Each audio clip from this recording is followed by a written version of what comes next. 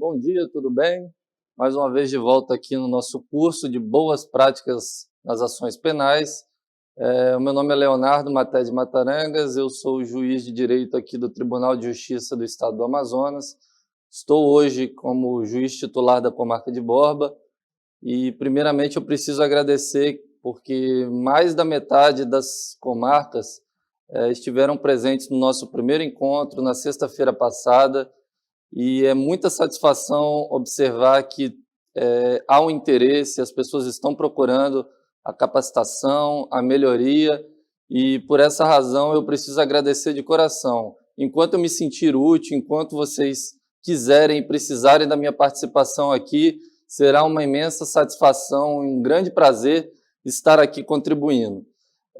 No primeiro momento, eu vou fazer uma breve recapitulação daquilo que tratamos de aspectos teóricos.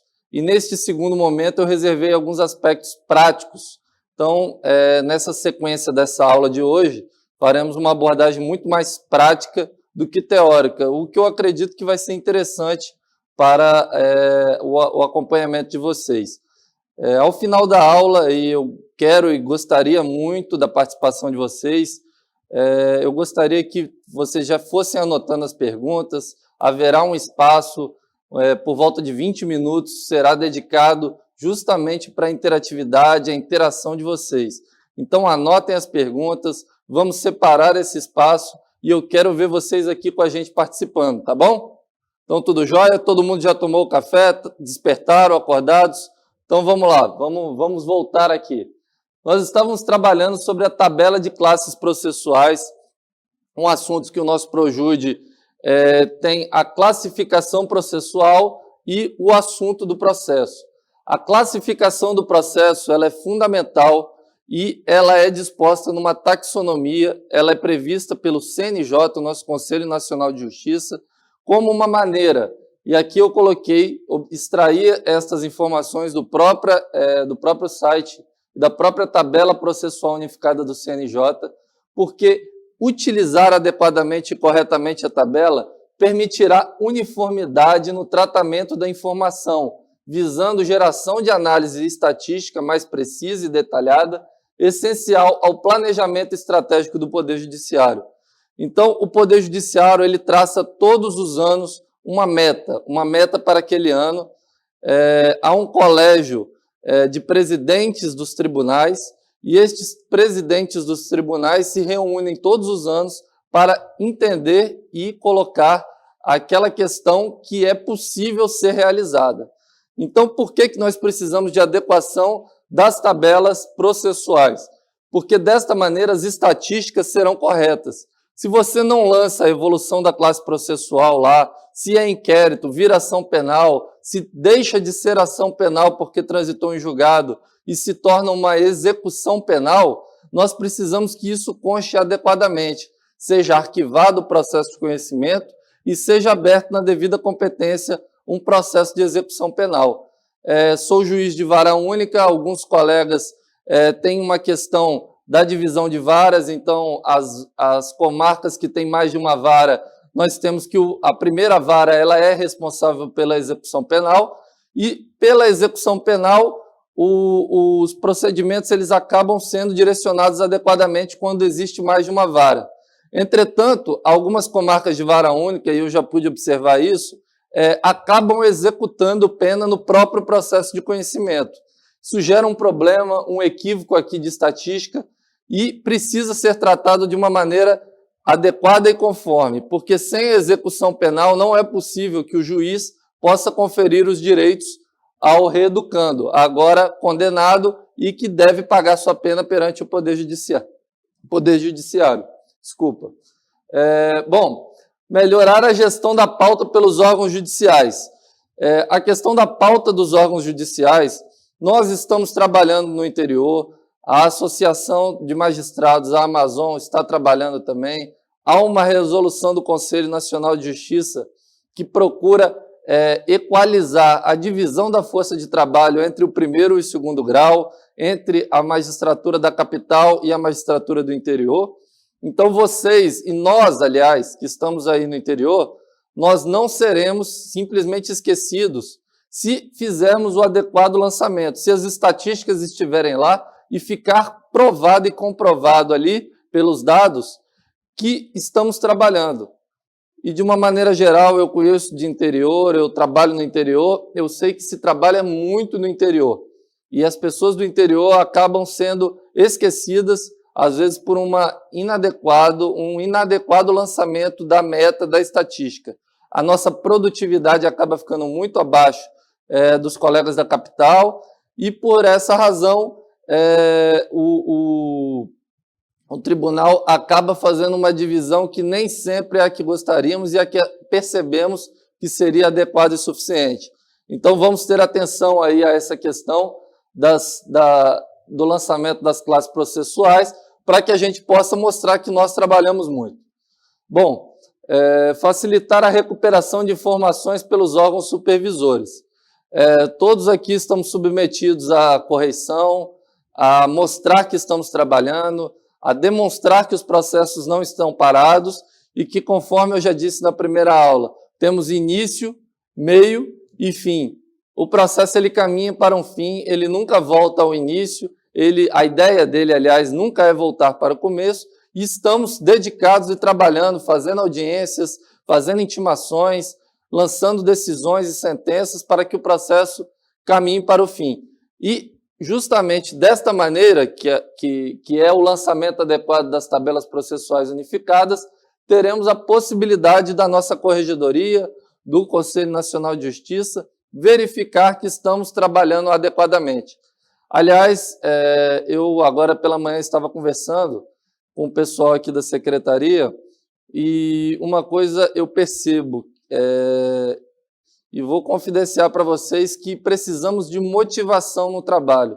Precisamos avaliar que o nosso trabalho é útil e precisamos compreender que, estando quite com as nossas obrigações, dormindo tranquilo, avaliando toda a realidade da nossa comarca e fazendo uma boa gestão, estaremos simplesmente ajudando a nossa cidade. E isso é o nosso dever, é a nossa função aqui, trabalhando no Poder Judiciário. Então, eu preciso que a gente produza mais, exigindo menos recurso, exigindo menos demanda. Então, aprendendo a manusear o nosso instrumento aqui, o ProJude e a legislação, estaremos muito adequados a esta realidade. Mais uma vez agradeço, eu percebo que o quórum está aumentando, agradeço porque mais da metade das comarcas do interior estiveram presentes no nosso primeiro encontro. Quero e pretendo bater esse número, pretendo interagir com vocês e estou fazendo esse convite aí para o final da aula, nos 20 minutos finais, a gente está interagindo. Todas as perguntas serão oportunas, tentarei responder todas, então não fique acanhado, vamos lá, vamos participar, a interação de vocês é fundamental para a gente. Vamos voltar para a lousa. Possibilitar o aproveitamento nas instâncias superiores das informações processuais dos sistemas de primeira instância. Isso é uma questão para evitar o retrabalho. Quantas vezes nós já tivemos um ato que foi feito adequadamente e, por alguma razão de um lançamento equivocado, ele não pôde ser resgatado pela instância superior. Então, por exemplo, aquele habeas corpus que foi impetrado contra uma determinada decisão, uma sentença penal, ele simplesmente poderia ser observado a realidade do momento do processo pela autoridade superior se tivesse o lançamento adequado, se a gestão estivesse correta e se a verdade dos autos fosse aquela que corresponde no sistema. Mas por uma razão do conhecimento dessas divergências, do lançamento equivocado e dos colegas nem sempre estarem atentos à necessidade do lançamento das classificações processuais, dos andamentos, nós temos essa realidade de prestar informações, de sermos indagados, e isso gera um retrabalho. Então, portanto, peço a você, servidor, que esteja sempre atento a isso, para que a gente trabalhe apenas uma vez, e para que o lançamento do processo do nosso sistema ProJude seja sempre adequado à realidade daquela pessoa, do polo passivo, do polo ativo, do advogado que ali está representando, para que a gente não fique trabalhando de uma maneira descoordenada. Essa coordenação é fundamental para evitarmos o retrabalho. Bom, o objetivo da tabela também é melhorar o controle de prevenção e distribuição processual por competência em razão da matéria.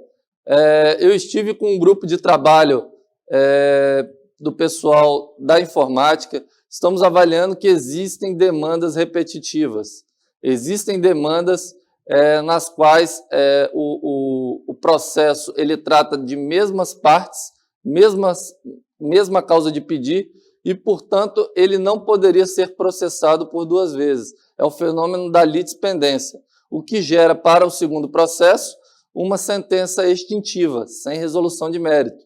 Então, nós precisamos observar que o lançamento adequado dessas informações possibilitará ao juízo distribuidor fazer a verificação da possível litispendência, algo que estamos equivocados. Temos partes que estão ajuizando diversas demandas repetitivas e o sistema do Projude agora está trabalhando nesse sentido, na verificação de partes que estão com multiplicidade de processos. Então, vamos ter atenção, vamos fazer um juízo adequado, porque julgar dois processos ocupa a pauta que poderia ser de um processo adequado, que deveria ser julgado, e de outro processo que é idêntico. Então, nós temos que fazer esse tratamento adequado das informações para que não percamos o nosso precioso tempo julgando a identidade de um processo, a mesma face deste processo. Então, vamos fazer um lançamento adequado, as observações, inclusive na tabela de assuntos processuais, para que a gente possa ter estatística dos crimes e observando melhor aí quais são as demandas que estão repercutindo mais em nossa comarca. Intercâmbio de informações entre sistemas e bases de dados, possibilitando uma integração mais abrangente para a implantação de sistemas de âmbito nacional, que contribuirão para a celeridade processual.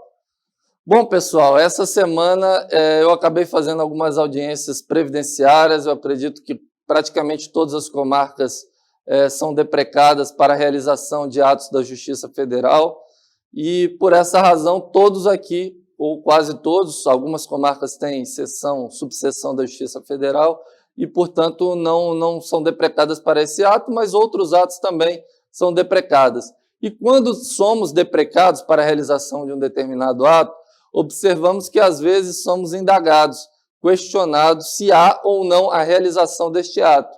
E por que a parte lá deprecante não consegue extrair informação? Por que a gente tem que responder? Porque não estamos com o devido intercâmbio de informações. Os sistemas não são unificados e isso não contribui para a celeridade processual. Então, observamos aqui que tudo que a norma vem idealizando, tudo aquilo que a gente está querendo, que é a implantação de um sistema único e unificado de âmbito nacional, ele não ocorre. O nosso Projude ele é utilizado em 7 tribunais do nosso país, o CNJ em determinado momento já utilizou ele, hoje o sistema que é utilizado pelo CNJ como uma ideia de unificação é o sistema PJE, e o nosso Projude, por uma questão de simplicidade, uma questão de capacidade de comunicação e transferência de dados na nossa internet do interior, ele acabou sendo adotado e acredito que se adequa muito bem ao nosso cotidiano, tá? Mas, de certa forma, ainda que utilizemos um sistema diferente da realidade de outros locais, seria muito bom essa questão da unificação. O que não ocorre hoje, a unificação, é por conta dessa divergência de dados, é por conta desses percalços no lançamento das informações. Portanto, essa atenção, essa observação é fundamental para que a gente possa contribuir para o Poder Judiciário ter uma gestão, uma pauta única e um sistema muito mais eficiente, evitando o retrabalho, evitando aquelas informações que sempre temos que prestar, muito embora elas já possivelmente devessem constar dos autos do processo ou propriamente do nosso sistema informatizado. Racionalizar fluxo de processo e facilitar encadeamento lógico dos atos processuais. Bom, essa semana tivemos uma reunião na nossa comarca e foram destacados um determinado ponto, e aqui eu tenho que pedir desculpas, porque eu falei muito da minha comarca anterior, que ficou no meu coração, mas Borba é o meu atual casamento, eu não quero divórcio, e Borba também está no meu coração, é a minha paixão de hoje, e inclusive agora teremos no mês que vem a festa de Santo Antônio, uma festa belíssima, a cidade está se preparando, você aí de outras comarcas, de outras cidades, aqui de Manaus, se puder visitar Borba, visite, porque a cidade está belíssima, está se preparando para receber você turista. E é uma cidade muito boa, eu posso falar de cadeira, conheço a realidade, é uma cidade segura, hospitaleira, e estará lá à disposição para receber nessa belíssima festa do Festival de Santo Antônio, nas 2 primeiras semanas de junho. Possibilitar a gestão dos documentos e processos judiciais transitados em julgados e arquivados. Pessoal, eu estou fazendo um destaque aqui, vou colocar 2 asteriscos aqui, porque isso aqui influencia diretamente numa questão: acervo. Acervo de processos. Uma das metas que temos é a observância da redução do nosso acervo. Não podemos deixar processos tramitando, processos findos, movimentando em fila. E isso é ruim para todos nós. Você na secretaria começa a ter dificuldade, porque começa a aparecer lá um monte de processos. O magistrado ele tem dificuldade também para correcionar, para inspecionar. Às vezes o processo não vem para a fila do juiz, mas o juiz acaba observando que ele está parado na secretaria, e isso é péssimo.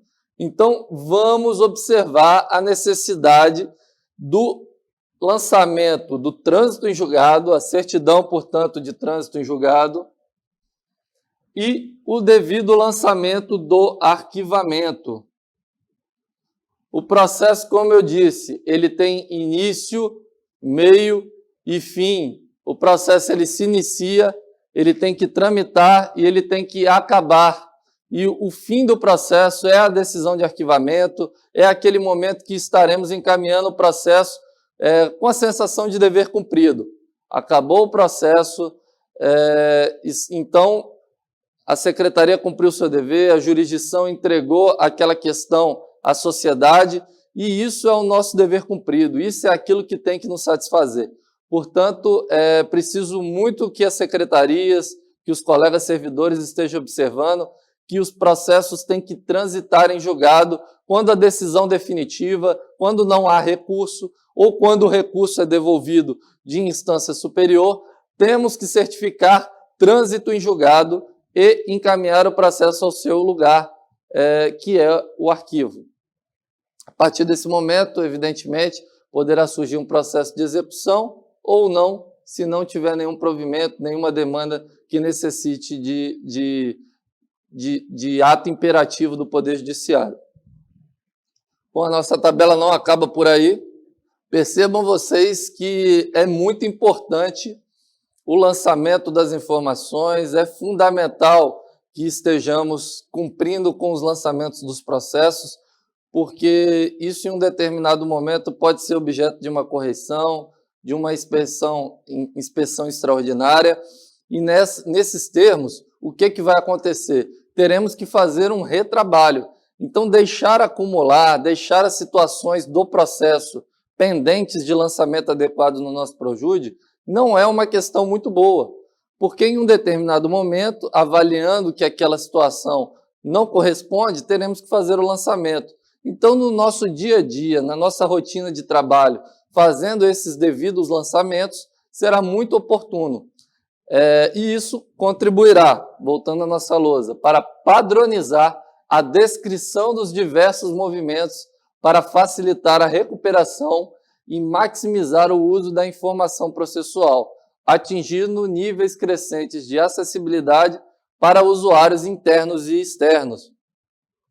Não nos negamos aí, eu conheço a realidade, eu sei que todos no interior estão sempre colocando a nossa jurisdição de portas abertas ao jurisdicionado, que a nossa realidade é de atender as pessoas que normalmente são muito carentes, que normalmente não estão assistidas por um advogado, A Defensoria Pública, infelizmente, não está praticamente instalada devidamente no nosso interior, e por essa razão temos que ter um poder judiciário que confere acesso à justiça, que permite que as pessoas conheçam a realidade. E o lançamento adequado das informações processuais, a nossa adequação do lançamento, permite que as pessoas, às vezes, quando têm um acesso à informática, já façam as suas consultas processuais, já verifiquem suas sentenças, os seus atos, como um público externo.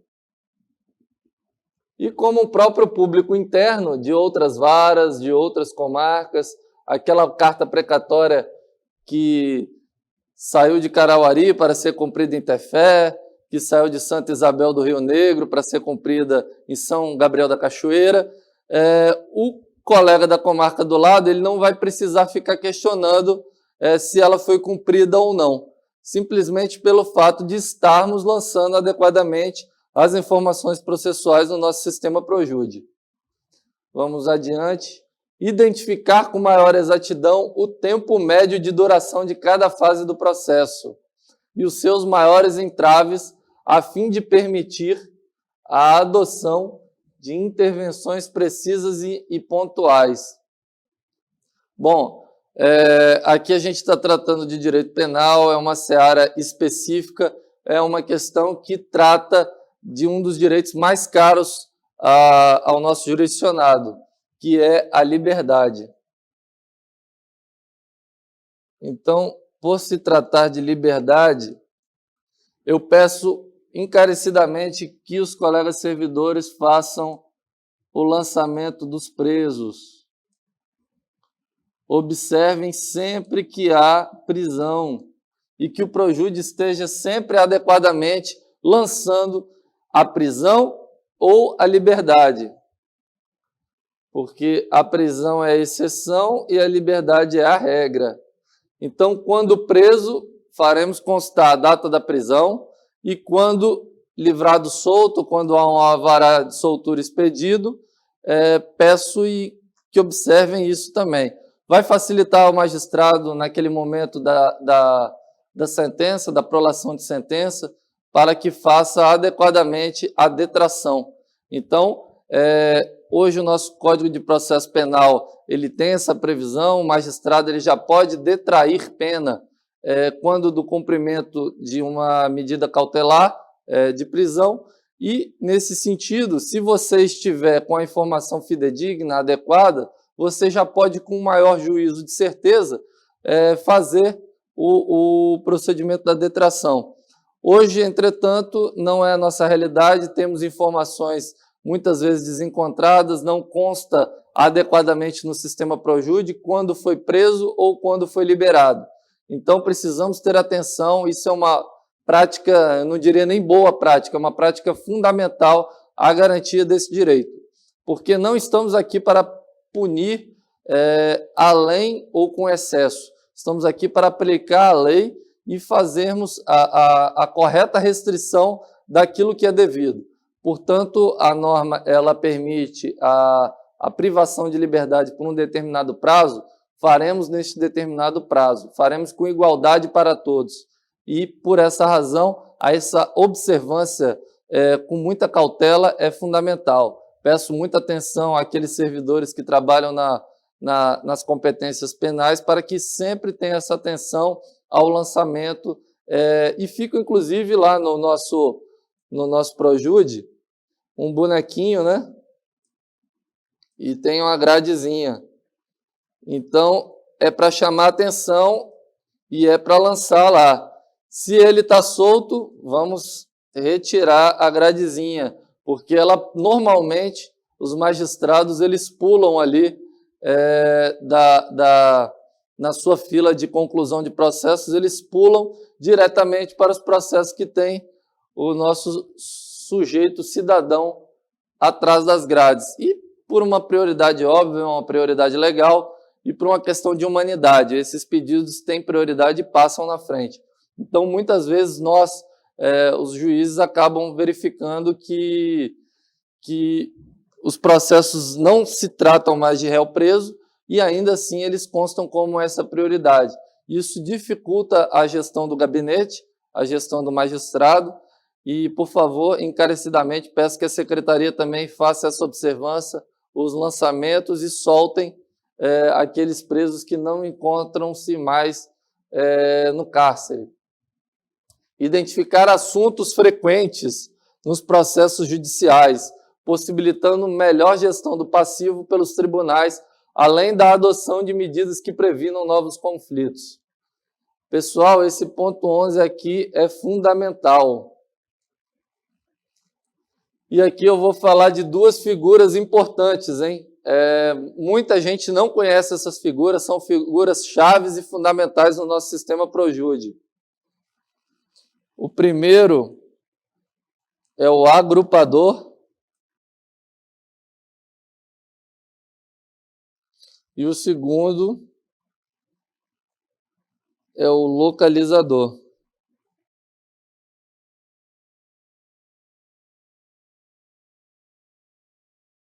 Aqui eu vou fazer uma outra observação aqui de uma terceira figura aqui, que são os favoritos. Que é uma estrelinha que consta lá na lateral do processo. Tem lá uma estrelinha. Até que não ficou tão ruim, hein, gente? Ou ficou? Pode mandar aí no feedback aí. Vocês estão achando que a minha estrela está muito torta, que eu tenho que voltar lá para a aula de desenho? Ó. Mas dá para entender, né? Tá legal, né? Mandem aí o feedback aí, mandem um joinha aí se acharam que deu para entender que é uma estrelinha aqui dos favoritos. Bom, vamos lá as figuras do agrupador e localizador. O agrupador, ele tem uma finalidade específica. Ele é endoprocessual. Ele é dentro daquele processo, daquela conclusão. Então, ele tem a ver com o momento do processo. Quando você, servidor, faz o processo concluso ao juiz, se possível, se você já tiver instrução, se você já tiver certeza, e eu tenho que agradecer muito a minha secretaria, porque cheguei à comarca numa condição de inexistência da facilitação pelo uso do agrupador, fizemos uma reunião, conseguimos explicar como utilizar o agrupador, e hoje ela me permite uma maior celeridade na tramitação dos processos. Então, quero agradecer aí as pessoas da Aline, da Rosana, que são as supervisoras aí da nossa secretaria e que estão muito bem utilizando os agrupadores. Os demais servidores também não se sintam desprestigiados aí, não são omitidos. Na minha fala, toda a nossa comarca está de parabéns aí. Estão utilizando muito bem o agrupador, estou observando sempre essa questão aí. Então, quando você, servidor, faz o lançamento da conclusão, o lançamento do agrupador, e o agrupador ele tem que ser idealizado em conjunto com o magistrado. Por quê? Porque quem recebe a informação do agrupador é o juiz no seu gabinete, na sua mesa de conclusões. Então, uma ideia de agrupador, prescrição. Então, processo que a secretaria já tem informações básicas de prescrição, ela já pode lançar um agrupador de prescrição. Devolvido do MP, comparecer, com promoção, avaliar liminar, julgar liminar, ou pedido liminar. Então, existem aí uma infinidade de possibilidades aí para que a gente possa avaliar a questão do agrupador. Isso vai facilitar tanto a gestão do magistrado na sua conclusão, quanto também vai facilitar para a secretaria. Por quê? Porque quando são verificadas identidades de situação, você pode fazer a remessa em bloco. Você pode fazer a remessa de vários processos utilizando um mesmo localizador a uma mesma finalidade. Audiência para designação de audiência. Então, você pode colocar para vários despachos e aí o magistrado pode fazer o despacho múltiplo, designação de várias audiências.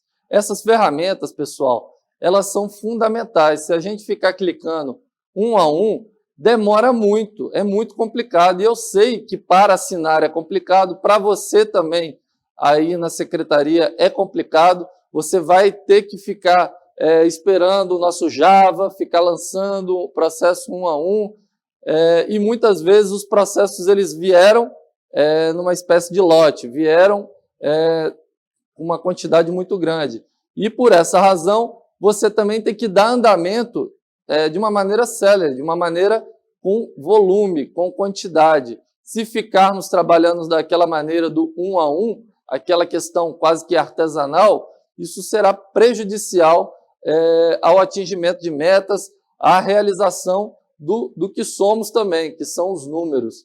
Infelizmente, nós temos que produzir em quantidade, nós não podemos fugir disso, as comarcas estão sendo avaliadas por essa questão numérica e, portanto, eu preciso que você, servidor, tenha cuidado e atenção a essa questão. Localizador. E agora, Leonardo, por que do localizador? Qual a diferença de localizador e agrupador? Eu nunca entendi por que tem um e por que tem outro. O localizador ele tem a ver com o sistema de busca de processos. E ele volta aqui no nosso ponto 11. Quando você tem um assunto adequado e você, dentro deste assunto, consegue definir processo com revelia, aqui eu vou até sair um pouco da nossa competência criminal, já vou falar um pouquinho aqui de outra competência, mas só para você compreender o instrumento localizador. Cesta básica de serviços bancários. Então, a cesta básica de serviços bancários com revelia. Cesta básica de serviços bancários com contestação. Cesta básica de serviços bancários com julgamento antecipado do processo e sem julgamento antecipado do processo. Então, nós podemos fazer classificações de maneira que o juiz, na hora de dar andamento e de observar com celeridade todas as tramitações, ele vai conseguir buscar lotes de processos, ele vai conseguir se servir desta informação devidamente lançada para subsidiar decisões em lote, decisões com volume. E isso é muito importante, é fundamental para que a gente pare de ter o retrabalho, pare de fazer um trabalho artesanal e comece a fazer uma gestão de eficiência, uma gestão de maior produtividade. Então, vamos começar a pensar no instrumento localizador. Também é uma questão que está muito atrelada à ideia do juiz. Portanto, os magistrados aí, os diretores de secretaria, os servidores da secretaria, recomendo que observem aí essa questão, para que a gente comece a adequadamente lançar localizadores. Favoritos, pessoal. Os favoritos, eu vou fazer uma recomendação aqui, claro que não sou senhor da verdade, né? É simplesmente para facilitar. Temos duas metas específicas para esse ano, nosso Conselho Nacional de Justiça, naquele que foi o plano estratégico do Poder Judiciário, estabeleceu como prioridade duas classes processuais. Então, talvez favoritar aí, destacar como favorito estes processos seria bem interessante. E eu já vou explicar quais são eles. Processos de meta 4 e meta 6. Então, quando o processo ele conseguir classificar-se em uma dessas questões, meta 4 e meta 6, normalmente as comarcas não possuem mais do que 5 a 10 processos dessas metas específicas. São processos que foram destacados como uma meta do Poder Judiciário, porque são processos que possuem uma particular necessidade de cautela e atenção. Esses processos eles têm um rito muitas vezes mais complexo, eles são processos que envolvem um polo multitudinário, portanto, um polo passivo extenso, muitas pessoas e partes estão envolvidas nesses processos, que são as ações civis públicas, processos de improbidade, processos relacionados aí a crimes contra a administração pública, e são processos que hoje, por força da Lava Jato, Operação Lava Jato, são prioritários no Brasil. A população espera respostas relativamente aí ao combate da corrupção, ao combate das más práticas, ao malbaratamento do nosso recurso público. Bom, acredito que pelo adiantar da hora aí faremos um intervalo, correto? Aqui mais um pouco adiante, a equipe está passando aqui o feedback. Aguardem o cafezinho, então prenda mais um pouquinho aí o banheiro, que daqui a pouco já vem o intervalo, hein, pessoal? Vamos lá, vamos adiantar um pouquinho, porque agora eu vou fazer a convocação, o chamado. Você, servidor, está aí a imagem da sua importância, da necessidade de você estar colaborando e compreendendo com todas as questões que apresentei. Quando você, no seu dia a dia, faz o lançamento adequado, você viu como é útil e como é importante para que o Poder Judiciário seja mais produtivo, alcance metas, não fique em pendências na sua vara, na jurisdição que você atua. Você vai ter a sensação de um dever cumprido, o retrabalho não vai existir. Então eu peço, por favor, você aí, produza e seja coerente e adequado com aquelas informações no sistema. Faça com carinho os lançamentos, tenha muito cuidado. Teve uma revogação de procuração, um subestabelecimento, faça os lançamentos. Vamos corrigir no sistema mudanças de endereço, por exemplo. Tivemos problema essa semana de uma audiência que, infelizmente, a parte tinha mudado de endereço, e uma outra questão também, que foi um advogado que também tinha renunciado ao processo, e isso não constava das informações do nosso Projude. Tivemos que voltar, ler todas aquelas informações, e a partir desse momento foi possível adequar aí tudo aquilo que deveria ter sido feito anteriormente. Então, por uma questão do lançamento não estar equivocado, não está adequado, fizemos uma abertura, um pregão, eu estava lá, o promotor, as partes foram convocadas, testemunhas presentes, oficiais de justiça, todo o aparato, todo o nossa estrutura judiciária ali tentando resolver aquele conflito. Enquanto isso, outro processo ficou parado, esperando para ser julgado, porque a gente não consegue fazer tudo ao mesmo tempo, são milhares de processos, e por essa razão este processo acabou sendo postergado, aí, redesignado para uma próxima audiência. Bom, eu disse que a nossa aula agora seria muito mais prática, né? E essa ideia aí de trazer o nosso cotidiano, o nosso dia a dia, eu acredito que esteja bom aí na tela de vocês. Aliás, todo mundo já sabe isso aqui um pouco de cor e salteado, né? Mas ainda assim, eu acredito que seja bom a gente parar nesse determinado momento aqui de estudo, de aprendizado, para discutir e conversar sobre o que é isso aqui. Bom, no processo criminal, nós temos a classe básica aqui, reclamação pré-processual, aquele primeiro momento ali que pode ser solucionado antes de um processo, procedimentos pré-processuais de resolução consensual de conflito. Isso aqui está muito mais vinculado à realidade do GCRIM, que são as medidas despenalizadoras aí que estabeleceram procedimentos que, de uma maneira pré-processual, aí, podem ser solucionadas. E outras questões também que podem, antes do processo, avaliar ou estar envolvidas com um inquérito, com um termo circunstanciado de ocorrência ou um procedimento investigatório criminal que é presidido pelo membro do Ministério Público.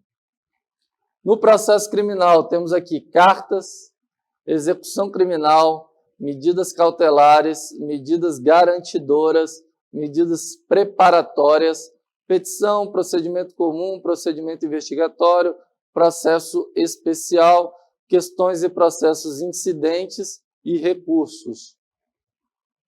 Bom, recursos quase sempre são dirigidos aí a outra jurisdição, portanto, normalmente nenhuma classe processual de recurso vai tramitar aí no nosso Projude. Questões e processos incidentes estão muito ligados aí à nossa execução penal,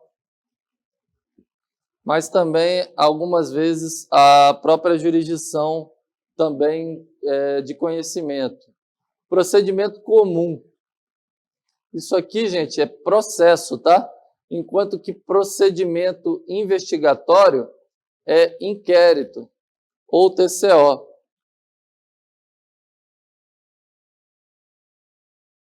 Então, quando estamos aqui tratando de procedimento investigatório, a participação do juiz ela é excepcional. Eu vi que algumas comarcas, por exemplo, Altazes, que temos lá a servidora Havana lá como diretora de secretaria, que eu conheci, fiz algumas audiências lá, e lá já estamos tendo a figura da central de inquéritos. E nessa figura da central de inquéritos, o juiz é o juiz de garantias, não é um juiz que movimenta o processo e o inquérito. O inquérito, conforme já tínhamos avaliado no início, ele tem uma finalidade específica, que é subsidiar, possibilitar o oferecimento de denúncia pelo Ministério Público. Então, dessa forma, o magistrado ele não tem que conduzir o inquérito, ele não tem que investigar, ele não tem que se meter naquilo que é próprio do aparato repressor.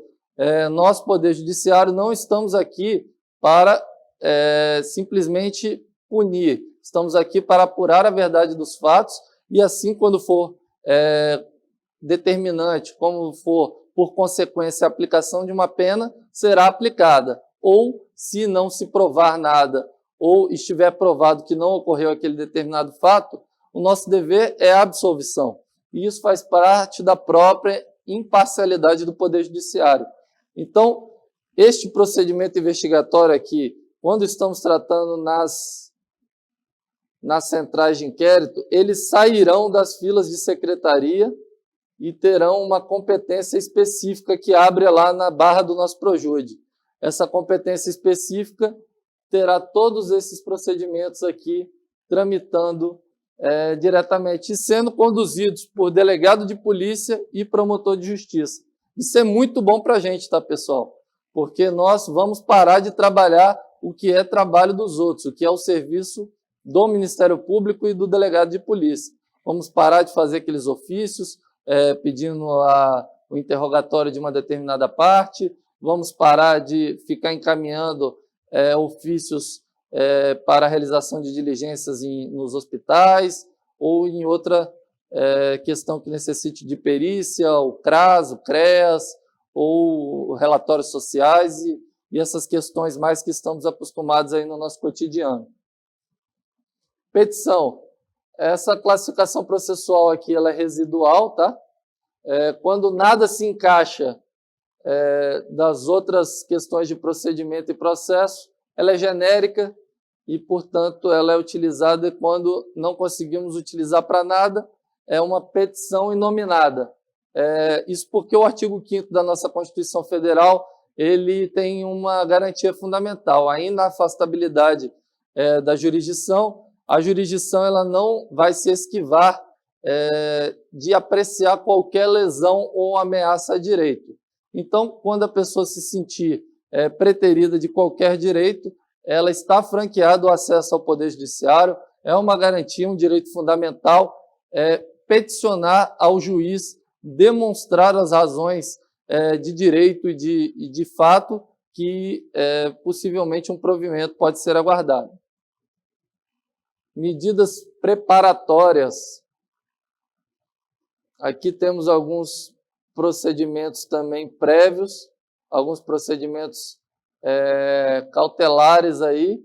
As garantidoras, elas servem também como medidas preliminares prévias aí, que a gente pode ter, por exemplo, uma questão para que o próprio processo ele não se perca em um determinado momento posterior, porque naquele determinado momento do processo não seria a etapa de realizar aquele ato.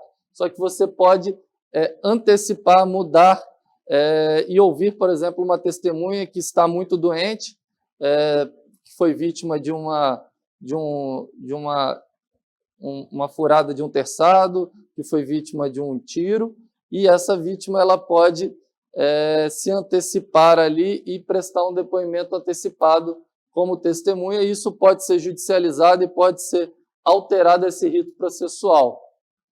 Medidas cautelares, essa também, ela está vinculada também ao processo, ao procedimento, para que seja assegurado ou o processo ou um direito material que, porventura, possa estar sendo violado. Execução criminal. E essa aqui eu vou botar o asterisco, hein, pessoal? Essa aqui eu vou colocar o asterisco porque execução criminal, ela sai da nossa competência da vara criminal e ela entra na competência da execução penal.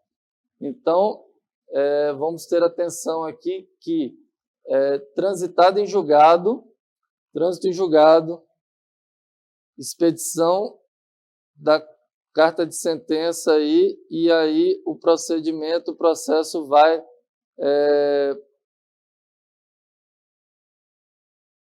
ser remetido ali com aquela guia de execução definitiva. E aí na guia de execução definitiva, você tem o início do processo de execução criminal. E aqui, pessoal, execução criminal, eu preciso de atenção de vocês, tá? É uma execução, apenas uma execução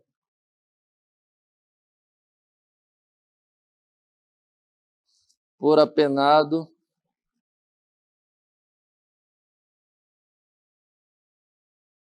e esta execução ela tramita no lugar daquele magistrado que estará realizando a execução da pena, que estará colocando a pena privativa de liberdade ou restritiva de direito para que o apenado cumpra aquilo que deve ao Poder Judiciário, à Justiça e à sociedade.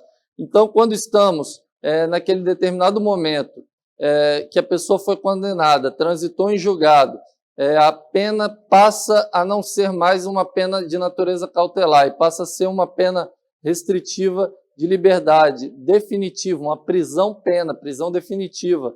E neste momento, aquele juiz que está fazendo uma execução de pena, ele tem que, se a pessoa já cumpre uma outra pena, ele tem que unificar essa pena e aí fazer apenas uma guia única de execução de pena.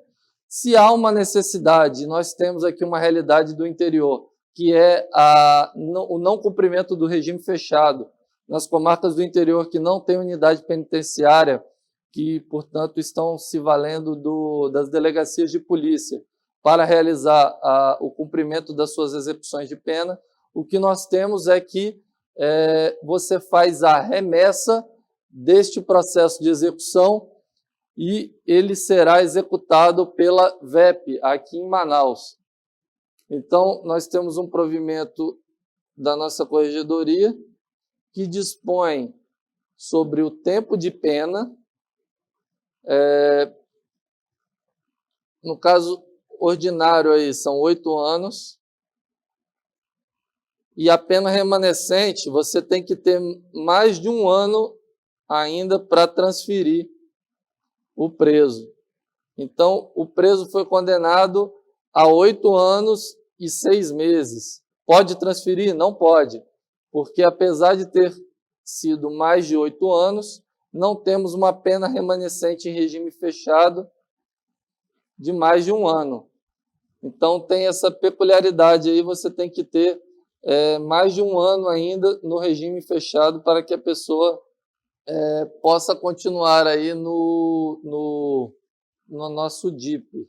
Se bem que isso aqui também cabe outras questões, né? Porque 8 anos e 6 meses tem o detalhe também que a progressão tem que ser avaliada.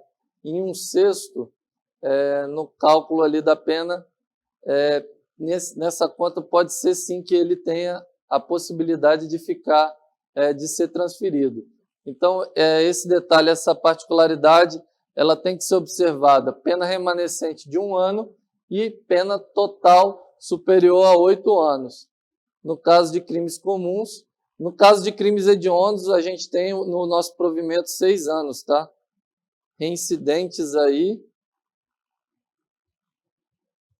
E em crimes hediondos, 6 anos, a pena é reduzida.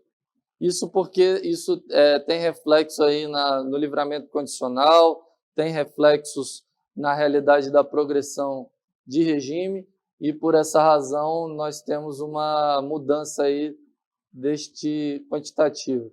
Então, voltando ao nosso começo aqui, o que nós explicamos: execução, apenas uma execução, um processo de execução por apenado.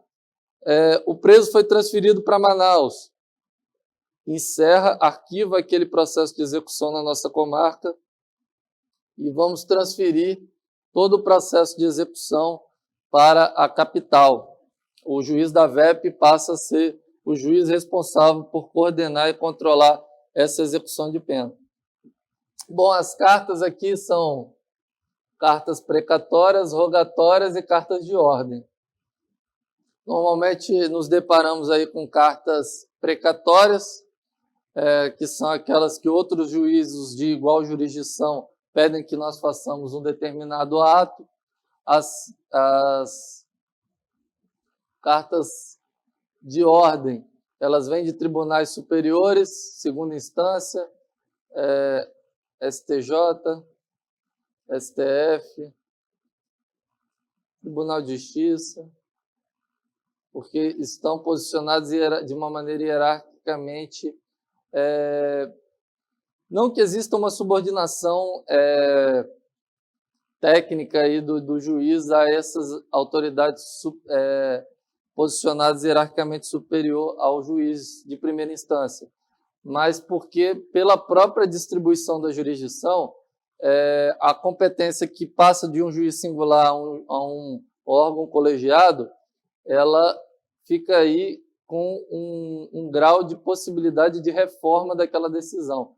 Então, quando vem uma carta de ordem, uma jurisdição com um poder de reforma da decisão do juiz singular, ela vem pedindo, solicitando que o magistrado faça alguma alteração, alguma modificação em algum provimento seu. Cartas rogatórias são muito raras. Eu não sei nas nossas comarcas de fronteira aí, se alguém de Tabatinga, Benjamim,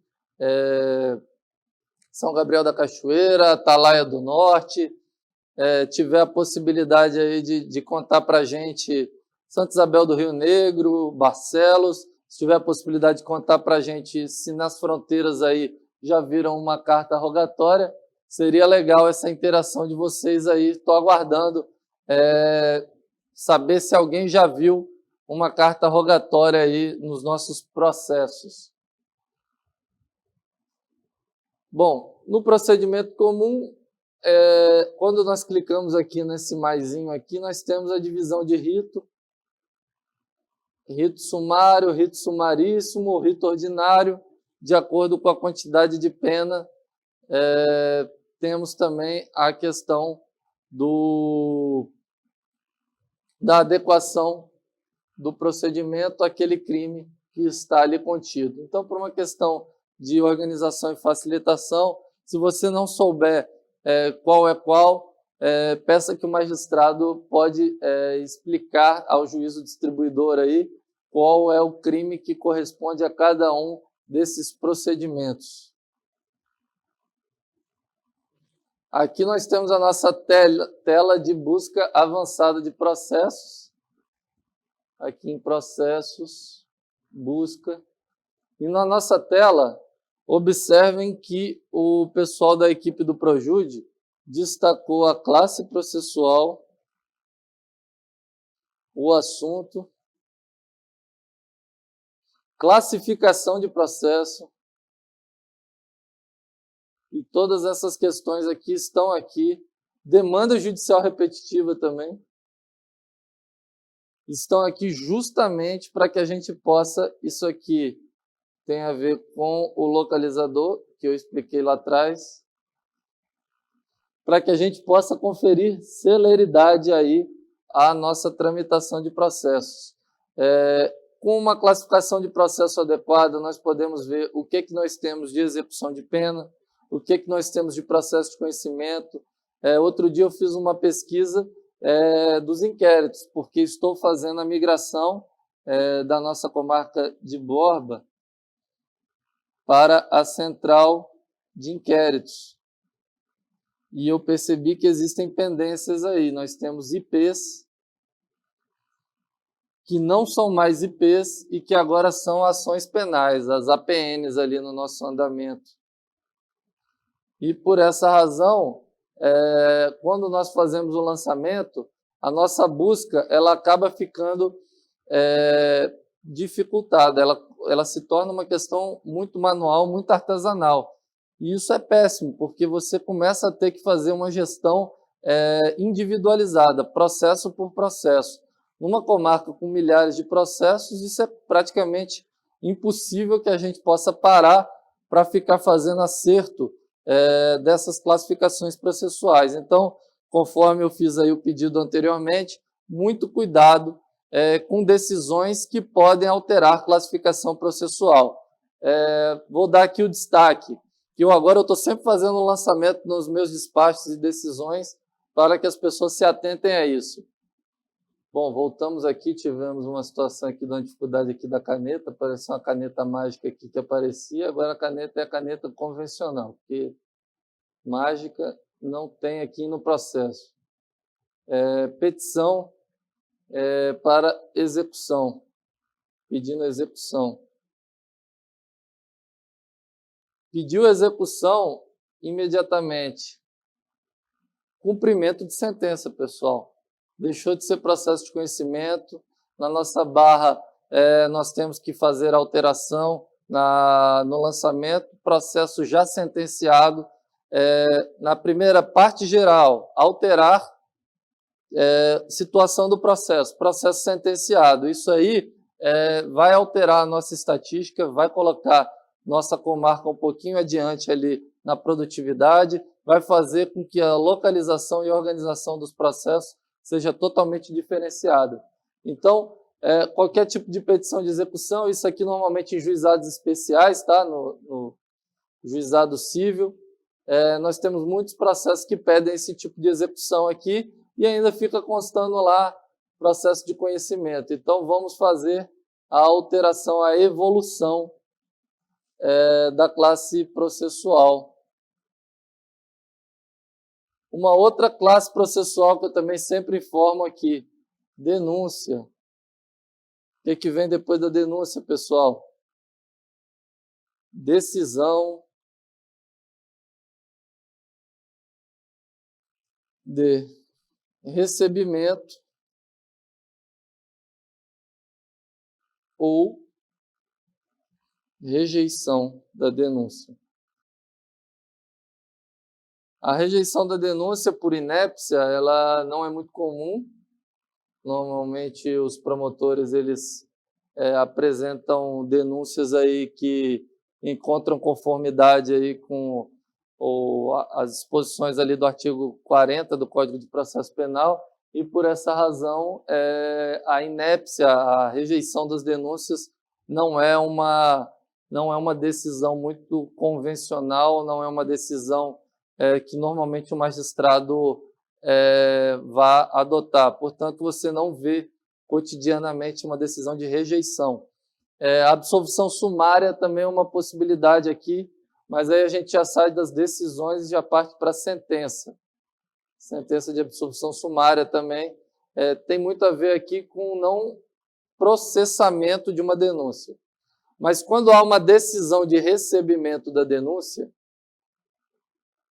e aqui eu vou voltar lá para o nosso início, é quando a gente estava no âmbito do inquérito, o IP, e passou por uma ação penal. Agora, a relação, e eu vou voltar lá para o nosso começo,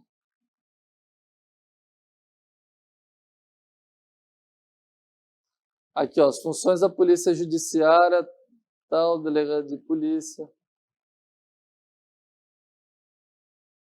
Nós saímos do processo do modelo inquisitivo.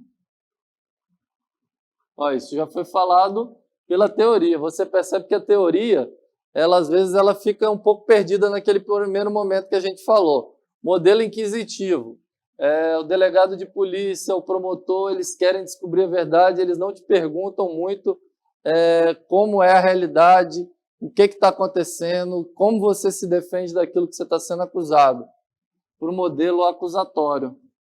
No modelo acusatório, aí a gente já tem a figura do contraditório, da imparcialidade, da presença de um juiz que está comprometido não com uma condenação, mas com a aplicação da lei, da Constituição e da justiça, para que a gente tenha uma certeza aí que estão sendo condenadas aquelas pessoas que devem, que cometeram um determinado fato delituoso, e que o procedimento inquisitivo, ele ficou para trás ali com esses agentes próprios do aparelho do Estado que querem buscar aí, punir a persecução, a descoberta de informações e que as pessoas respondam por fatos que supostamente são criminosos ou estão ilegais.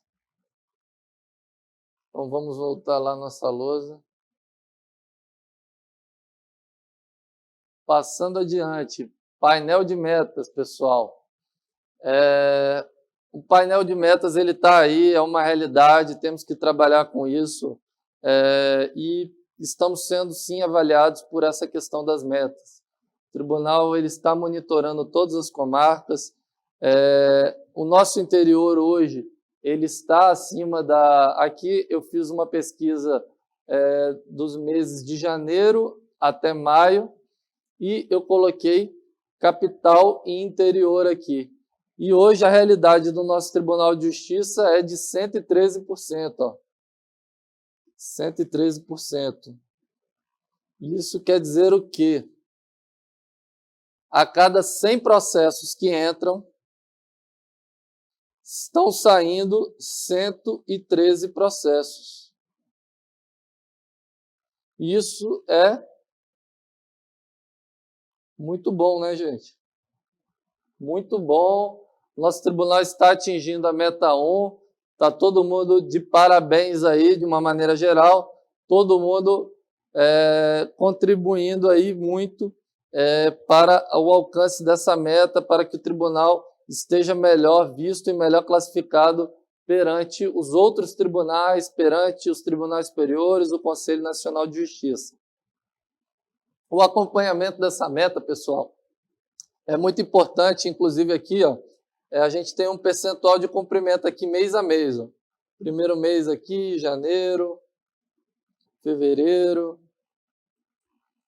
e aí, por aí em diante. E com essa tabelinha aqui dos percentuais, a gente pode ver que desde o início do ano, ó, aqui a gente estava com 80,24 em janeiro. E o que aconteceu aqui que impactou diretamente a produtividade do Poder Judiciário? Tivemos o recesso, tivemos a questão que muitos servidores, muitos magistrados tiram férias durante esse período.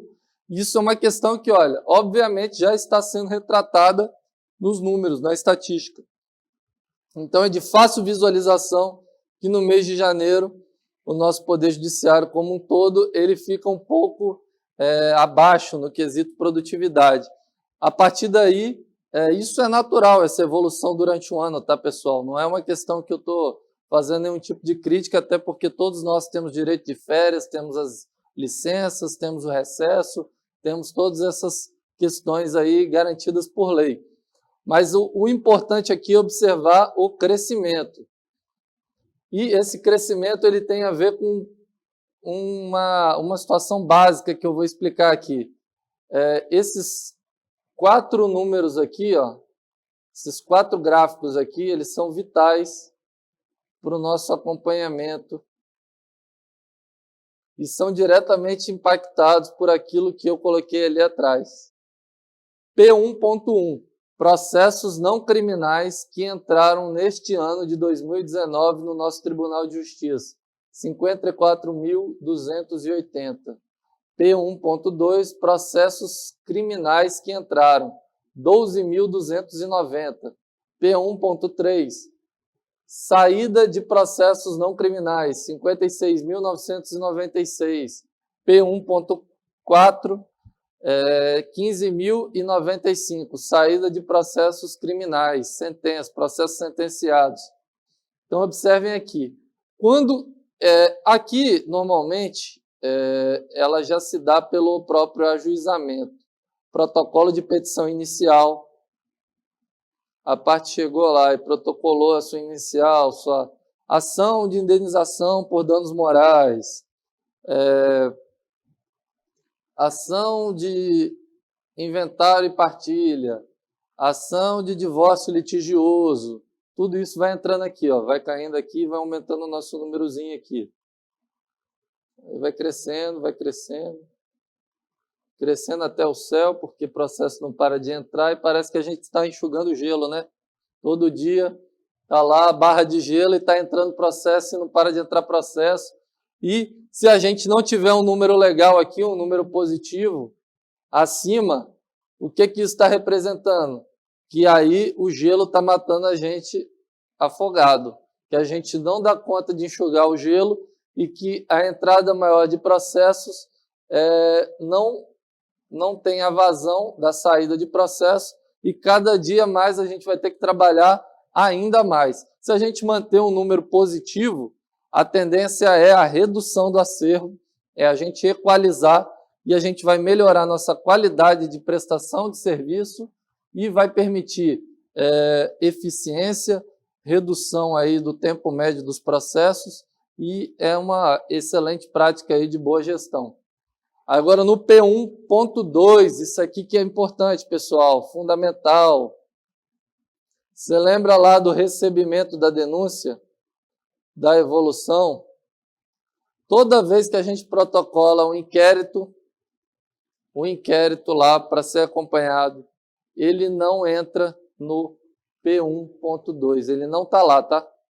Ele só vai entrar lá quando a gente fizer o recebimento da denúncia, quando a gente fizer a evolução da classe de inquérito ou termo circunstanciado de ocorrência para ação penal. Então, se a gente não evoluir a classe, esse número aqui não cresce e não corresponde à verdade. Aí você fala assim, mas não cresceu e qual o problema disso? Isso é até bom, porque não está entrando no processo, isso é ótimo, olha que coisa boa. Demos solução a uma meta, mas isso aí, gente, é uma maquiagem, isso é um engano, isso não é bom. Chega num determinado momento que o processo acaba. E sabe o que vai acontecer? Não deu entrada no P1.2 no determinado ano de 2017, teria que ter sido feita a evolução da classe processual, Mas em 2019, nós tivemos a sentença deste processo. Isso aqui, tivemos a sentença. Isso aqui não entra no P1.4 de 2019 se ele não esteve antes no P1.2 de outro ano. Então, você pode estar dando muita sentença saindo da secretaria em 2019, está de parabéns. Mas se em 2015, 2016, 2017, 2018, não tivemos nenhuma evolução, nenhuma entrada de processos pela transformação de inquérito em ação penal, não adianta nada sermos produtivos agora em 2009. O processo não entra para a meta, pessoal. Então, quando a gente vai dar a sentença agora em 2019 e o processo ainda consta inquérito policial, ele não entra para esse número. E qual é o problema aí? Eu acho que o pessoal já está percebendo, já está enxergando aí o caos sendo instalado, né? Está entrando processo, né? Está fazendo tudo correto, né? E como é que você tira processo?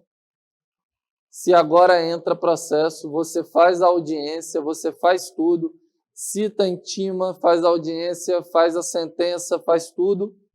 E, na verdade, ele nunca foi processo porque inquérito policial, e eu falei lá atrás, não é processo. Vocês se recordam lá? Ó, aqui as características do inquérito. Inquisitivo, porque não tem contraditório, só tem a finalidade de tentar acusar e buscar. Oficialidade, porque é presidido pela autoridade policial. Caráter sigiloso, ele não está preocupado com a repercussão social, ele está preocupado somente com a realidade do Ministério Público e da polícia. Forma escrita, porque a forma verbal ela não seria suficientemente segura ao instrumento do inquérito, e não obrigatório, porque o Ministério Público pode oferecer denúncia sem inquérito policial. E se lembra aqui, ó, não é processo, pessoal. Inquérito policial não é processo. E tudo aquilo que não é processo, o juiz não julga o que não é processo, ele não dá sentença no que não é processo, não vai sair na meta o que não é processo. Então vamos parar com essa prática de não fazer a devida evolução da classe processual. Vamos fazer a adequação, porque isso é um efeito cascata, isso gera um grande problema para a nossa gestão da vara, para toda a realização dos atos posteriores e subsequentes. Você fez uma audiência, você intimou, você teve defesa, você teve recurso, o processo foi adiante, mas se nunca foi processo, se não era processo, por que teve sentença? E aquela decisão final de arquivamento, e eu já falei disso aqui, olha aí como é que a gente está recapitulando uma aula teórica de sexta passada e está conseguindo fazer agora na prática, no nosso dia a dia, toda a realidade aí, tudo que é o processo penal jogado aqui para nosso âmbito de atuação do Projúri. O arquivamento do inquérito policial, ele é uma decisão, e não é uma sentença. Inclusive lá na taxonomia, decisão, aí você tem lá arquivamento de procedimento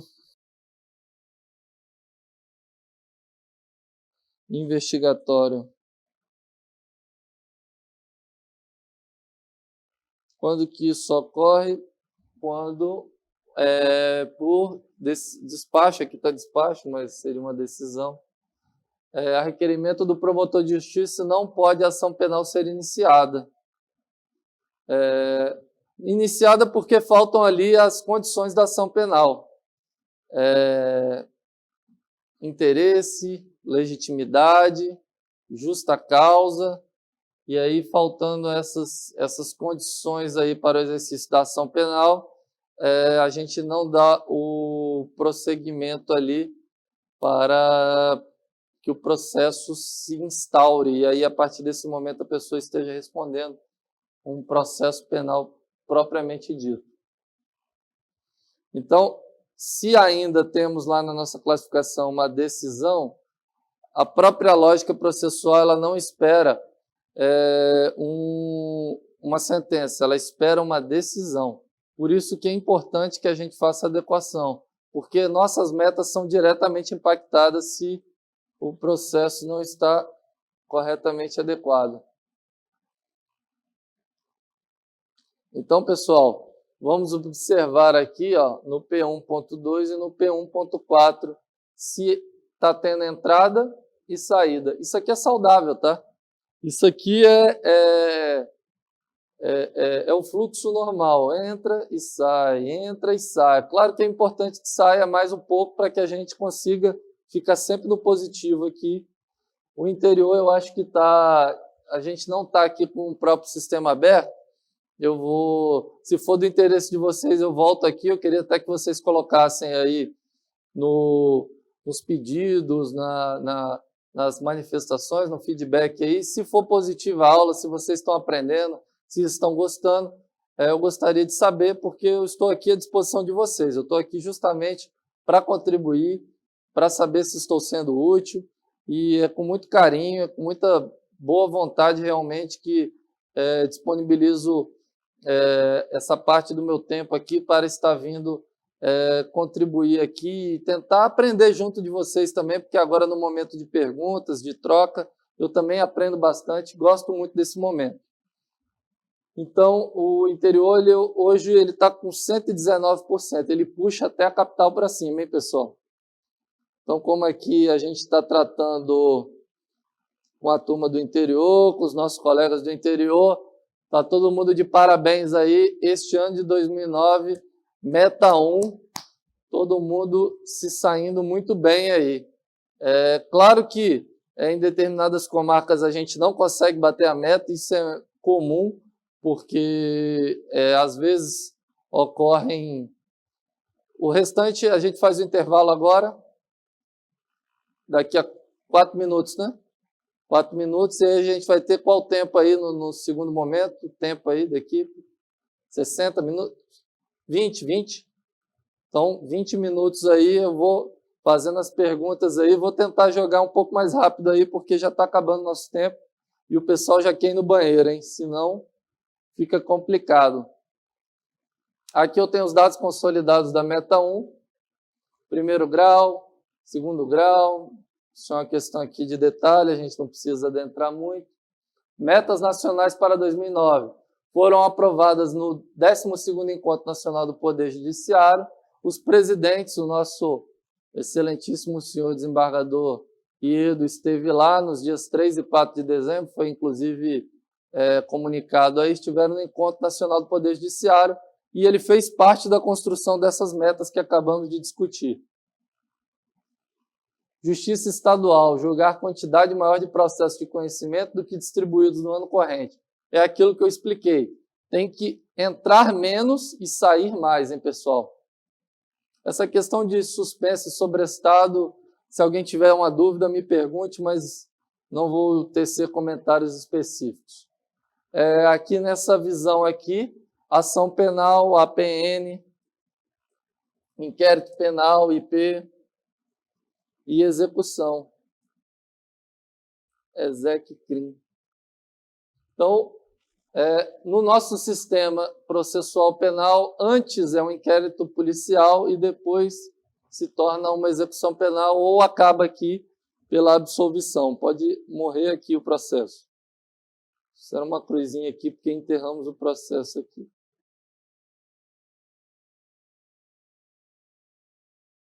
O que é processo penal? Processo penal é um procedimento em contraditório com uma relação jurídica processual. Relação jurídica processual. Juiz, parte A e parte B. Ela é sempre triangularizada, tá, pessoal?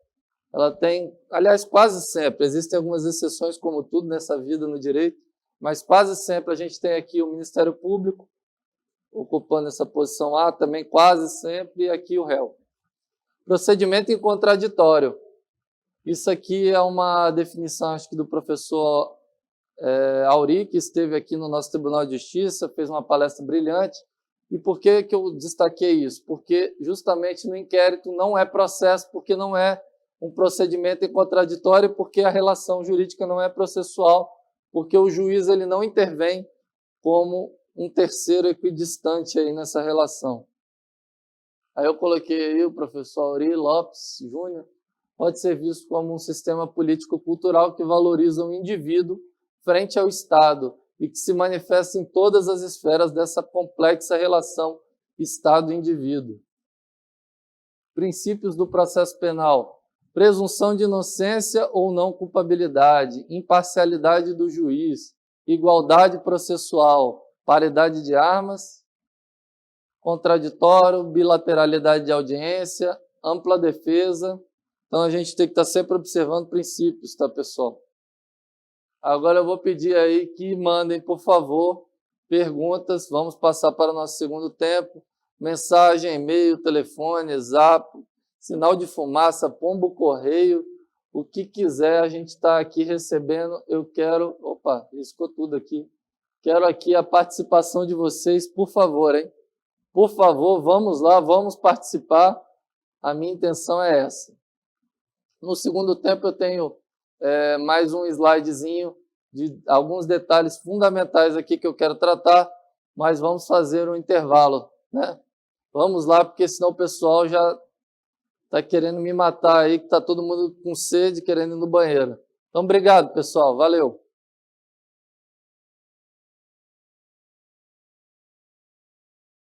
Bom dia, e aí? Foram no banheiro, tomaram aquele cafezinho, café com leite, comeram o x-caboquinho aí, um pão, queijo, tucumã e banana, e aí? Eu gosto, hein? Eu gosto, estou sempre aí no interior, é o meu café da manhã preferido, hein? Então vamos aí para o nosso segundo tempo aí, depois desse breve intervalo. Eu vou falar aqui sobre uma novidade, tá? E eu fui questionado, alguém já me falou sobre essa questão e por estarmos tratando de boas práticas de ação penal, estamos aí trazendo o que tem de mais novo, mais atual no nosso processo penal. Você vê aqui que é do dia 13 de maio de 2019, essa legislação aqui que já está em vigor, entrou em vigor imediatamente após a sua publicação. E o que diz essa norma, Lei Federal, Lei Ordinária 13.827, artigo 12c, verificada a existência de risco atual ou iminente à vida ou à integridade física da mulher em situação de violência doméstica. Então, aqui eu acho que já todo mundo reconheceu que estamos falando da Lei Maria da Penha.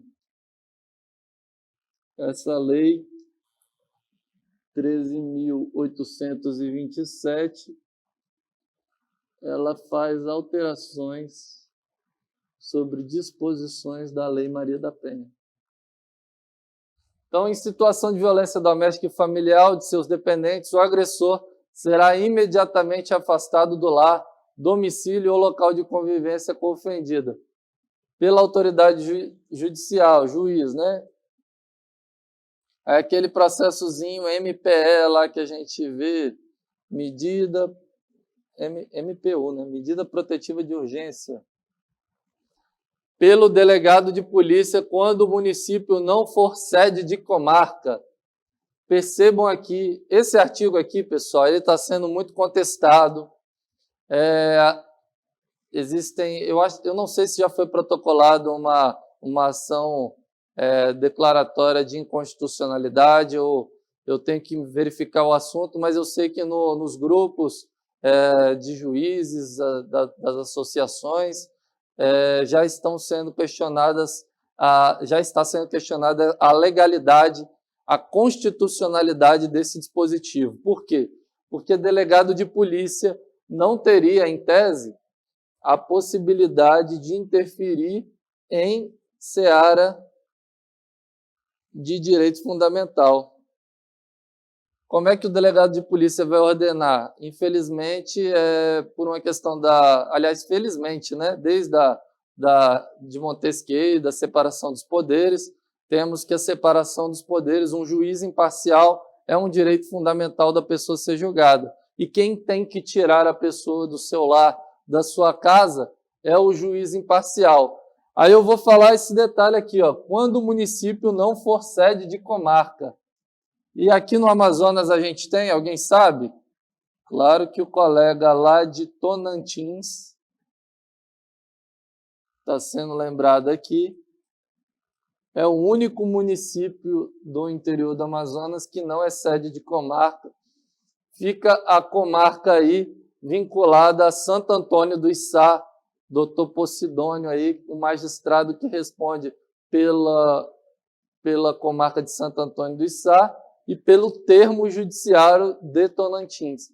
Ali, eu não sei como é que o doutor Posidônio está entendendo, como é a posição do tribunal, acho que ainda não chegou ao tribunal, não tivemos tempo para isso, já que é do dia 13 de maio, mas com certeza será debatido extensamente essa possibilidade, se no nosso município de Tonantins poderá ou não o delegado de polícia conceder medida protetiva. E ainda aqui, ó, existem também municípios que não têm delegado de carreira. Ó. O próprio policial, um investigador de polícia civil, eu já trabalhei em município que era policial militar, um sargento da PM, que teria agora a atribuição, a competência legal de dar esse tipo de decisão. É um pouco questionável, hein, pessoal? Não vou adentrar aqui nesse aspecto, nesse mérito, mas é uma questão aí que vai ser com certeza objeto de apreciação pelo Supremo Tribunal Federal. Trouxe isso porque é um assunto muito atual, está quente, está saindo do forno aí, e eu já trouxe para a gente já estar vendo aí e discutindo.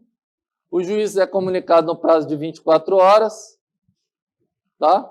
Isso é o procedimento, e decidirá em igual prazo sobre a manutenção ou revogação da medida aplicada, devendo dar ciência ao MP de maneira concomitante. Eu acredito, sinceramente, que pelo nosso sistema ProJude não há prejuízo da velocidade e da celeridade nesses casos. Bom, isso é uma questão que não vai passar pela meu crivo, minha decisão, mas é uma ideia que eu tenho que nós estamos encurtando distâncias pelo uso aqui do sistema televisivo, sistema satelital, ou pela informatização e a internet pelo ProJude. Então, acredito que não é por isso que demora uma decisão ou que não funciona o sistema. Não é esse o problema, não é isso que nós temos que cuidar. Nos casos de risco à integridade física da ofendida ou à afetividade da medida protetiva de urgência, não será concedida liberdade provisória ao preso. Isso aqui também é complicado, porque viola a individualização da pena, a discricionariedade do magistrado, e isso é uma interferência do Poder Legislativo naquilo que é uma garantia também individual, como havia explicado.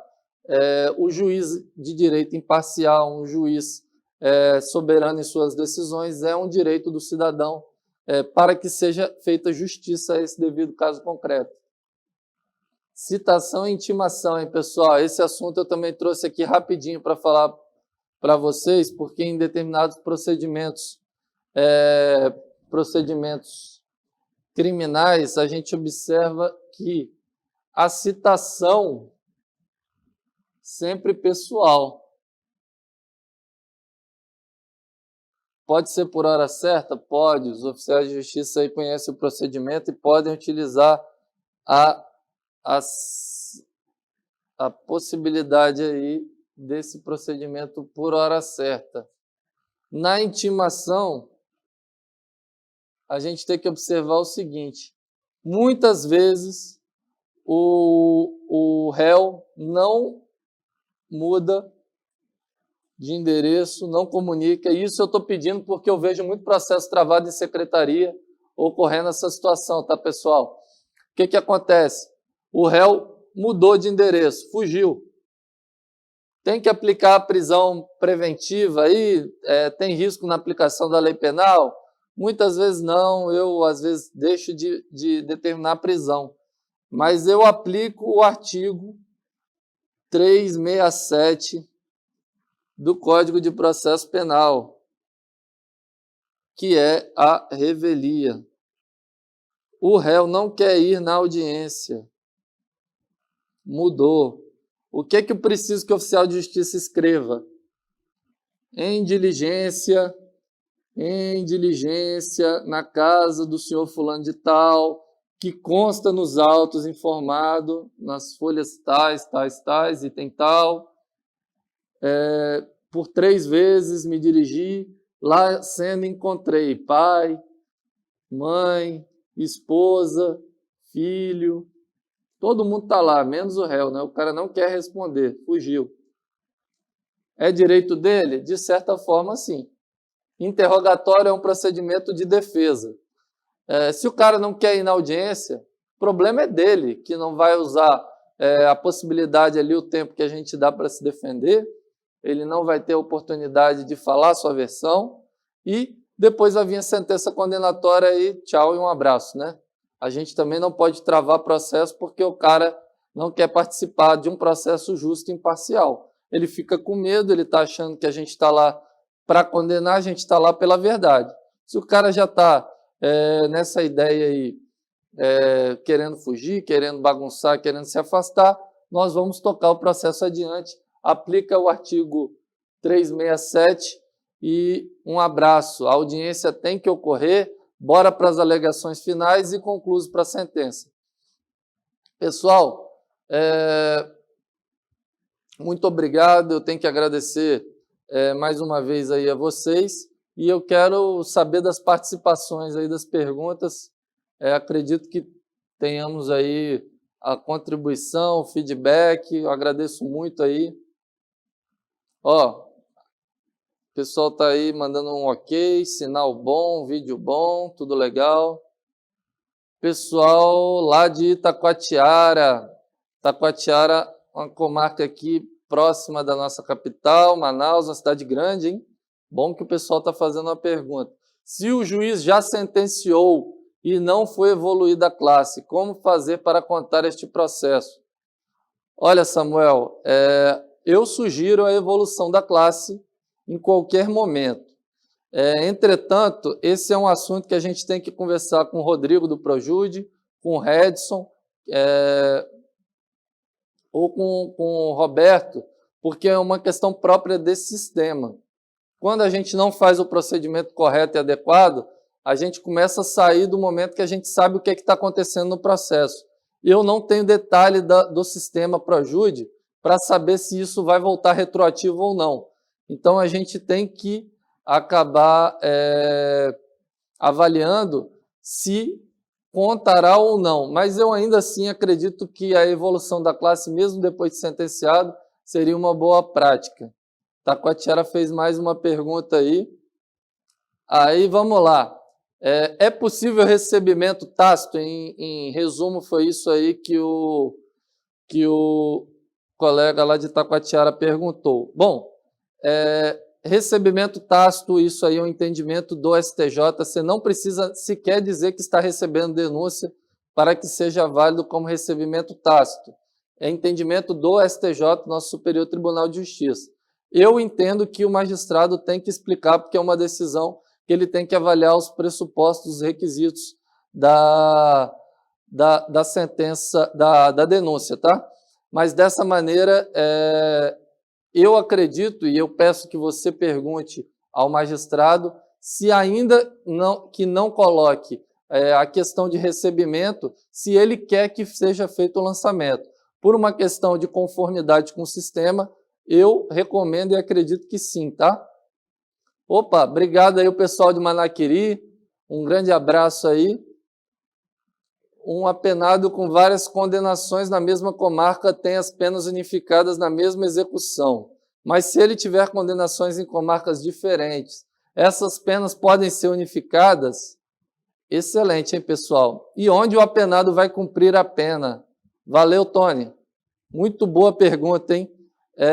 Sempre a execução de pena ocorre em uma comarca apenas. Então, onde o preso está naquele momento? O preso ele foi transferido ou ele está em Manaquiri? Se ele está em Manaquiri, o processo de execução ele tem que estar em Manaquiri. Se em Urucurituba ele tem uma outra pena, o juiz de Urucurituba ele vai expedir a sua guia de execução e em Manaquiri será feita toda a execução, ou posteriormente em Manaus. Acredito que em Itacoatiara, aí, pela proximidade e pela condição do presídio de Itacoatiara, que é muito boa. Onde ele vai cumprir? Perto da família. Isso faz parte da nossa lei de execução penal. É um direito do preso estar próximo de sua família. Ele será muito melhor reinserido na sociedade, ele pagará sua pena de uma maneira muito mais adequada se estiver próximo das pessoas, próximo de sua família, próximo da sua realidade e das suas oportunidades. Porque ali ele não está no exílio, ali ele não está numa condição que vai se perpetuar, ali a nossa ideia é que ele se torne, se ajuste àquilo que a sociedade pede e, portanto, por essa razão a gente determina que ele cumpra a pena próximo de sua residência ou de sua família, né? Réu pode ser intimado para audiência via telefone. Itacoatiara. Opa, Itacoatiara participando muito aí, obrigado. Parabéns aí pela participação, Itacoatiara. Intimação por telefone é próprio do rito da Lei 9.099. GCRIM, portanto, tem previsão legal. Código de Processo Penal não tem previsão legal, então a gente vai evitar. Eu, pelo menos, não aceito a intimação por telefone, não em prejuízo do réu. Se for feita uma comunicação e ele quiser se apresentar espontaneamente, não tem nulidade, não tem vício. Mas em prejuízo dele, eu nunca vou reputar válido aquilo como uma intimação. Aquilo seria uma notificação. Então, se quiser ligar e a pessoa disser que vai vir, fica uma questão problemática, porque às vezes a gente para o processo, para a pauta, e se ele não vier, a gente vai ter que redesignar e a gente não pode imputar, por exemplo, os efeitos da revelia que eu acabei de explicar. O processo ele para ali. Então, fora do juizado, eu não acho muito bom fazer intimação por telefone. Quais são as peças? E intimação, tá? Citação por telefone, jamais, tá? Quais são as peças necessárias para gerar uma execução penal? Bom, isso aí nós temos uma resolução do CNJ, não tem o número de cabeça. Nessa resolução do CNJ, colocando no Google, resolução CNJ execução penal, tem lá, é um rol extenso, mas basicamente eu vou colocar as peças fundamentais. A sentença é uma peça fundamental, a procuração do advogado é peça fundamental e a guia de execução definitiva é peça fundamental também. Então, essas peças aí, elas começam a gerar este processo de execução penal. O Urucará, na evolução de um inquérito policial para ação penal, o sistema da opção de procedimento ordinário, sumário e sumaríssimo. Nos explique sobre os 3 critérios. Bom, eu não vou ter tempo aqui para falar. Basicamente, eles estão vinculados à quantidade de pena aí. Procedimentos sumaríssimos são aqueles de pena que se aplicam à Lei 9.099. Procedimento sumário, ele é bem restrito, penas de 2 a 4 anos, e os procedimentos ordinários, aqueles com penas a partir de 4 anos. Explique um pouco sobre citação por hora certa, por favor. Itamaraty. Aí, Itamaraty, valeu. Um abraço aí para a turma de Itamaraty. Charles aí, que eu conheço pessoalmente aí. Um abraço, Charles. Bom, na citação por hora certa, o oficial ele tem um ato decisório. Ele entende que aquele intimado, o citado, ele está se ocultando artificiosamente. Então, como é que a gente faz um bom procedimento de citação por hora certa? Nós perguntamos, indagamos para vizinhos. Aquela pessoa mora realmente ali? A gente avisa que, já que ela está pescando há 3 dias no interior, ela voltou ali para a sede da cidade. O oficial de justiça ele tem que ter atenção e naquele momento que a pessoa avisa que estará lá, ele volta lá. Ou ele avisa um dia e fala, olha, aí não tem mais jeito, eu estou nesses 30 dias tentando vir aqui na sua casa, onde é que você mora afinal? Seu vizinho diz que você mora aqui, todo mundo sabe que você mora aqui, e por que a justiça não te encontra aqui? Você está fugindo, né? Então, você perguntar, pegar nome dos vizinhos, comprovar que os vizinhos afirmam e atestam que aquela pessoa mora ali, é o procedimento que vai garantir certeza aí para a hora certa. Bom, agradeço de coração aí. Temos mais alguma pergunta? Não? Estamos nos acréscimos aí, nos tempos finais. E agradeço de coração aí a todas as pessoas que estão aqui presentes. É um enorme prazer, uma enorme satisfação. Eu tinha preparado essas 2 aulas. Não sei se será oportuno, se é do interesse de vocês que eu fale sobre algum tema. Estou me colocando à disposição da Escola do Servidor, estou me colocando à disposição de vocês. Eu quero contribuir e quero ajudar ao máximo, inclusive em outro momento, fora aqui das nossas aulas, mas eu acredito que aqui seja um espaço muito bom, porque a pergunta de um acaba respondendo a dúvida de várias pessoas. Mas podem me procurar, sou juiz ali no Rio Madeira, titular de Borba, estou sempre, às vezes, convocado aí para uma cidade ou outra também designado, e é com uma enorme satisfação aí que venho aqui participar e aprender um pouquinho com vocês também, que eu vejo que as perguntas são muito boas, muito oportunas, que o pessoal está muito interessado e agradeço enormemente aí. Deixem, por favor, esse feedback aí, se quiserem algum assunto, algum tema, se quiserem que eu volte aqui, será um prazer, uma enorme satisfação. Então, um grande abraço aí, um bom dia a todos e valeu aí mais uma vez aí. Obrigado.